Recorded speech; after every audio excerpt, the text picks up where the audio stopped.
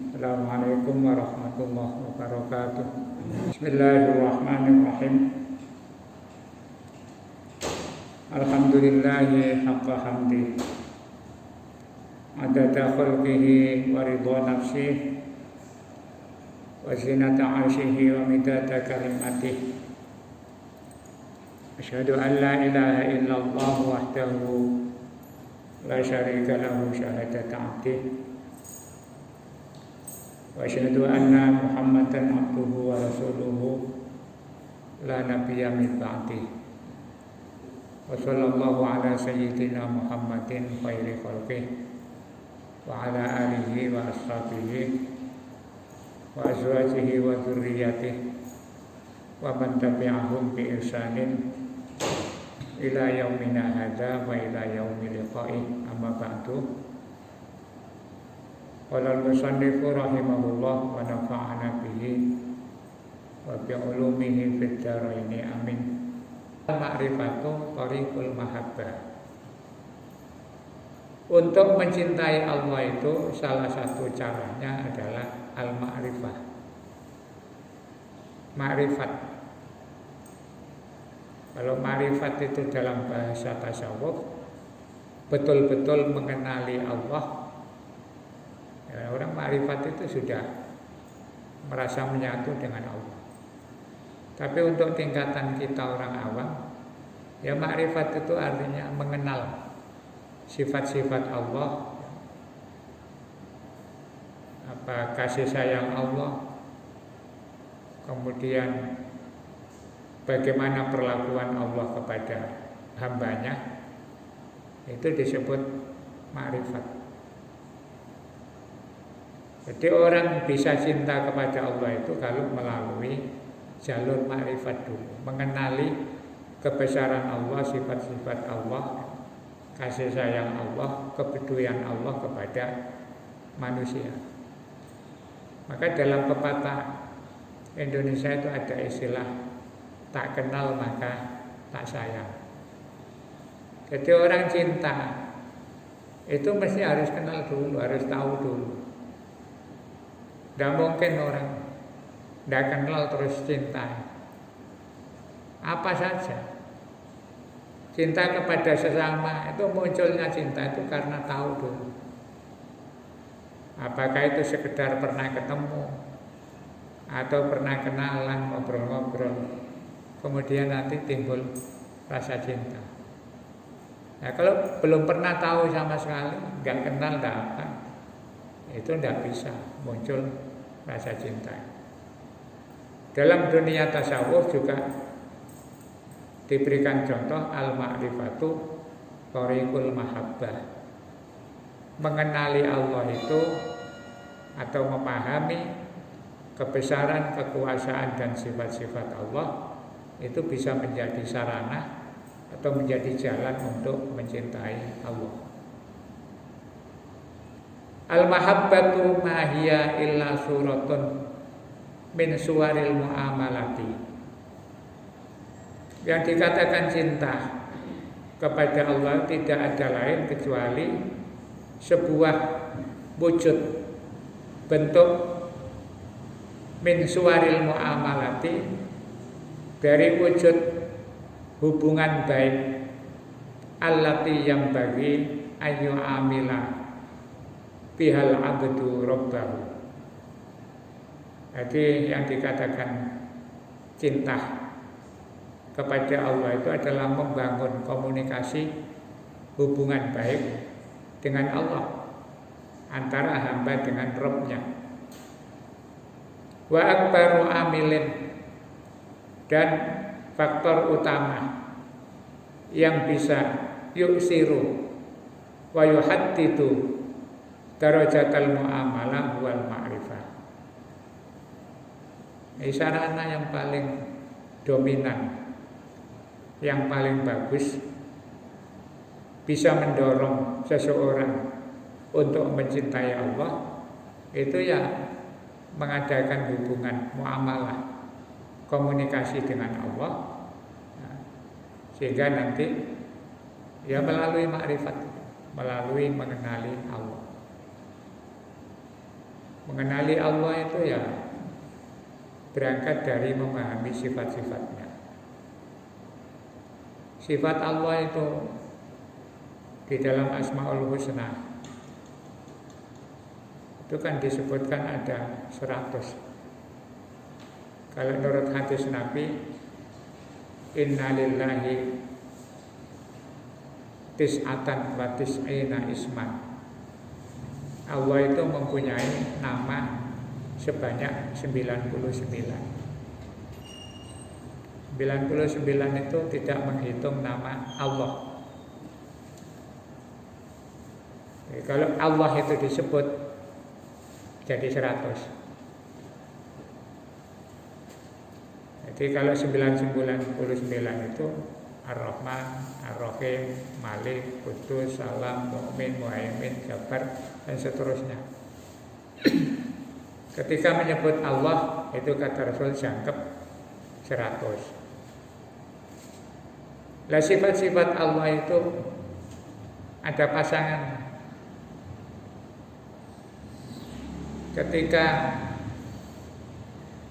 Allah menyebutkan Ar-Rahman Ar-Rahim, itu kan bahasa Jawanya welas asih, kasih sayang. Ketika Allah menyebutkan sifat lembutnya, dalam istilah yang disebut sifatul jamal, sifat yang mencerminkan keindahan dan kebaikan Allah, itu di sisi lain Allah juga memiliki sifat yang disebut Al-Jabbar Al-Qahar. Jadi jangan dikira walaupun Allah itu baik, kasih sayang, terus kemudian tidak bisa marah. Sebagai wujud dari kesempurnaan sifat-sifat Allah itu selalu berpasangan. Ya, kadang-kadang Allah itu sifatnya baik semuanya. Ada Rahim, Rahman, Ghafar, Tawwab. Itu kan sifat-sifat baik, namanya sifatul jamal. Nah, tapi untuk mengimbangi kebaikan Allah itu, supaya manusia sebagai hambanya itu dalam istilah bahasa Jawa enggak ngelama. Orang tuh kalau dibaiki terus kan kadang-kadang enggak tahu diri. Jadi mergo setiap ketemu orangnya selalu baik, kadang-kadang tersembrono. Ada yang mengganggu, melanggar, itu terdianggap ini apa-apa wongnya gampangan kok. Maka sifat Allah itu kemudian dilengkapi. Di samping ada sifat Jamal, ada nama sifat Jalal. Di sifatul Jamal wa sifatul Jalal. Allah itu ya lembut, kasih sayang, tapi satu ketika juga menerapkan sifat kediktatorannya. Nah itu yang disebut dengan bagaimana cara untuk mencintai Allah itu kita harus memahami sifat-sifat Allah yang begitu. Ya kalau kita berlaku baik, nurut, taat kepada Allah, ya tentu Allah akan memperlakukan kita dengan baik. Kalau kita berlaku tidak baik, sombong, sewenang-wenang, Allah juga bisa menerapkan sifat Jabbar dan Qaharnya. Itu maksudnya supaya manusia itu ada keseimbangan. Ketika melakukan hal-hal yang baik, kemudian punya harapan, karena Allah Maha Baik. Tapi ketika dia keluar dari rel koridor yang ditentukan oleh Allah, kemudian ketika ingat sifat jalalnya Allah itu, akhirnya kemudian ngerem. Jangan-jangan nanti saya begini bukan Rahman Rahim Allah yang diturunkan, tetapi malah Jabbar Qaharnya atau Syadidul Iqobnya yang diturunkan kepada kita. Sehingga Satu-satunya cara supaya kita bisa berkomunikasi dengan baik kepada Allah, kita harus belajar mengenali sifat-sifat Allah. Fa kullama izdadatil ma'rifatu billahi, ketika makrifat mengenali sifat-sifat Allah itu bertambah, tahassanat darajatu muamalatil abdi lahu, maka tingkat hubungan antara hamba dengan Allah itu menjadi lebih baik. Jadi ada korelasinya, ada hubungannya. Ketika seseorang memahami, semakin paham tentang sifat-sifat Allah, itu maka nanti hubungan baiknya dengan Allah itu menjadi semakin meningkat. Wazdadalahu hubban, ketika sudah kenal betul dengan sifat Allah, maka dia akan bertambah cinta kepada Allah wa ijlalan, dan semakin menghormati atau mengagungkan wa haibatan wa khosyatan, semakin hati-hati dan semakin khawatir.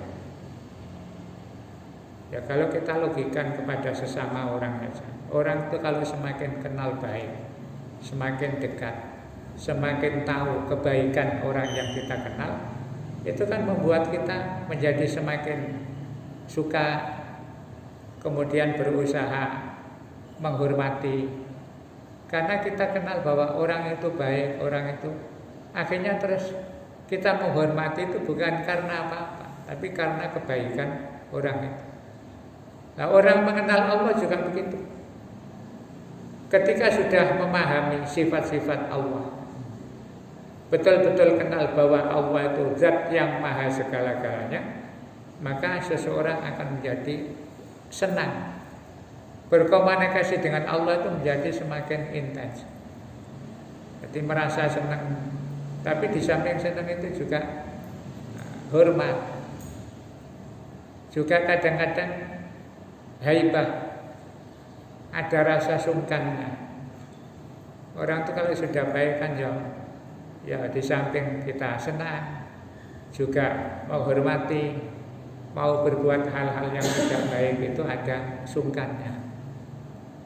Kadang kita dengan orang yang sudah baik itu terus mau melakukan kesalahan itu gak enak, sungkan aku. Hubungan wis kadung apik.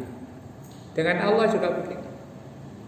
Karena merasa ada kedekatan dengan Allah, mau melakukan kemaksiatan itu ada perasaan tidak enak. Jadi ada rasa enggan. Wa fil muqabili, begitu pula sebaliknya. Indama yajhalul insanu rabbahu, jika manusia itu tidak mengenali, tidak tahu tentang Tuhannya, wala ya'rifu qadrahu, dan juga tidak mengenal posisi dan kedudukan atau derajat Allah, fa inna dzalika min sya'nihi, maka dari itu ayu addiya ayu amilahu muamalatan la taliku bijalalihi wa kamalihi. Sebaliknya kalau orang itu tidak mengenali Allah, tidak paham tentang bagaimana baiknya Allah kepada manusia itu, maka dia akan memperlakukan hubungannya dengan Allah itu tidak cocok, tidak sesuai dengan keagungan dan kemuliaan Allah. Bahwa memang tidak kenal. Jadi orang itu kalau belum kenal sifat-sifat sesama manusia saja, kita tidak kenal. Ada orang misalnya orang hebat, terhormat di kampungnya, sehingga banyak orang itu sungkan, menghormat, senang. Tapi ketika keluar dari kampungnya, tidak ada orang kenal, tidak ada yang menghormati. Jadi orang disukai orang, dihormati orang, disungkani orang itu karena yang sungkan itu memang kenal dengan orang itu. Kepada Allah juga begitu. Kalau tidak kenal sifat-sifat Allah, itu ya cuek aja. Diperintah ibadah ya tidak mau ibadah. Ketika mendapatkan kenikmatan-kenikmatan suruh bersyukur juga tidak pernah berterima kasih. Karena tidak mengenali bahwa apa yang dinikmati itu adalah pemberian Allah. Itu dikatakan bahwa mengenali sifat-sifat Allah itu menjadi langkah awal untuk kita itu bisa berhubungan baik dengan Allah, bisa mencintai Allah. Tidak mungkin tidak kenal kemudian cinta. Ya sama dengan manusia. Kalau tidak kenal ya cuek aja. Maka ini juga bisa menjadi pegangan hidup kita. Manusia itu kadang-kadang merasa dihormati orang, dicintai orang. Itu karena yang menghormati dan mencintai itu kenal kita. Kalau tidak kenal ya jangan menyesal misalnya. Biasanya dihormati orang terus keluar nggak tahu kemana, terus nggak disopo wong, nggak direken wong. Ya memang nggak kenal. Ya kau bisa menyesal. Kadang kan ada orang itu begitu. Jadi orang terkenal di mana-mana, dihormati orang. Terus misalnya ya diundang kan, mau kemanten, mau sunatan, mau apalah. Kita misalnya di sini, jadi RT umpamanya, dihormati warga ya. Begitu ada acara, diundang orang di Jember Sari sana atau di Mergorejo, terus datang nggak ada yang ngereken. Ya karena isinya apa, karena yang salaman. Padahal kalau di rumahnya itu begitu datang semua penghormati, mari Pak RT, silakan Pak RT, salaman semua. Nah, di Mergorejo sana ya nggak kenal sopo itu, ya nggak akan dihormati, nggak akan disungkani. Jadi logikanya seperti itu. Makanya manusia itu jangan terus misalnya di luar wilayahnya terus nggak direken orang, nggak usah menyesal loh, nggak ada yang kenal. Nggak usah bilang saya ini RT, mosok karena saya ngereken. Ya, Allah juga begitu. Manusia itu akan menghormati, mematuhi, ya, mencintai Allah ketika orang itu mengenali sifat-sifat Allah. Tidak kenal ya seperti pepatah itu, tak kenal maka tak sayang. Jadi orang yang tidak kenal sifat-sifat Allah itu ya yu'addi ila ayyu'amilahu mu'amalatan. Dia akan memperlakukan, menjalin hubungan dengan Allah itu lataliku bijalalihi wa kamalihi, tidak sesuai dengan posisi dan kadar atau kedudukan Allah. Orang-orang yang tidak kenal Allah itu fayakhshan nasa, dia akan takut kepada sesama manusia aksara lebih banyak mimma yakhshahu dibanding takut dengan Allah. Jadi kalau dengan Allah ya memang tidak kelihatan, tidak pernah merasakan bagaimana kebesaran Allah, maka takutnya kepada manusia itu lebih besar daripada takut kepada Allah. Jadi sungkan kepada sesama itu lebih dominan daripada sungkan kepada Allah. Wa yuhibbu nafsahu wa malihi wa malahu wa iqaratihi aktsara mimma yuhibbu rabbahu, dan kecintaannya kepada dirinya, kepada hartanya dan kekayaannya aksar itu lebih banyak atau lebih dominan mimma yuhibbu rabbahu daripada cintanya kepada Tuhannya. Jadi tertutup. dia lebih mencintai dirinya, hartanya, kekayaannya, apa saja itu lebih dipikirkan, lebih dicintai daripada Tuhannya. Wa yajtahidu fit tazayyuni, dan dia berusaha dengan sekuat tenaga untuk berhias diri, memperbaiki diri lil akhirin, demi kepentingan orang lain, duna ayyubali birabbihi, tanpa memperdulikan urusan dengan Tuhannya. Jadi itu bahaya. Akhirnya yang lebih penting itu pokoknya orang. Allah itu tidak penting. Jadi wis gak ngereken urusannya dengan Allah. Yang penting pokoknya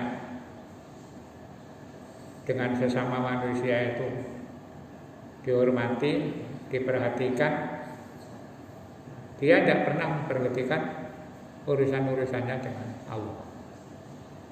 Jika sibuk dengan urusan mempamerkan dirinya supaya dihormati orang, tidak pernah peduli dengan kewajiban-kewajiban yang diperintahkan oleh Allah. Memang tidak kenal. Tidak sadar di dalam dirinya bahwa Allah itu sebenarnya yang ngatur segala-galanya.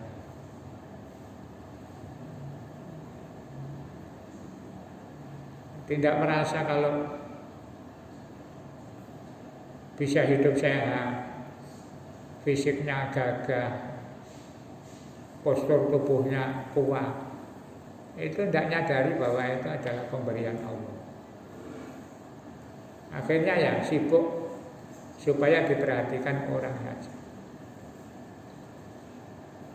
Terus disebutkan fasababul awal, sebab utama li'iradin nasi anillah, yang menyebabkan seseorang itu berpaling dari Allah, wastihanatihim bi awamirihi, dan meremehkan perintah-perintah Allah, huwa jahluhum, itu disebabkan kebodohan mereka biqadrihi subhanahu wa ta'ala terhadap kedudukan dan posisi atau kekuasaan Allah subhanahu wa ta'ala. Jadi penyebab utama orang itu berpaling dari Allah, tidak ngereken urusan-urusan perintahnya Allah, larangan-larangannya Allah, itu karena mereka tidak memahami kedudukan Allah. Tidak memahami itu juga tidak mau belajar, tidak mau mendengarkan. Hidup itu dipikir yang penting makan, tidur, nyambut gawe. Tidak ada kewajiban-kewajiban yang harus diperhatikan. Termasuk kadang-kadang urusan tanggung jawab keluarga juga tidak direken. Yang penting rumah tangga ya tidak merasa ada kewajiban, sehingga bisa karep-karep. Kadang-kadang terhadap istrinya, anak-anaknya, kan kepingin mangan enak, kepingin sembarang ya, dolek-dolek dhewe. Karena tidak ada tanggung jawab kepada Allah.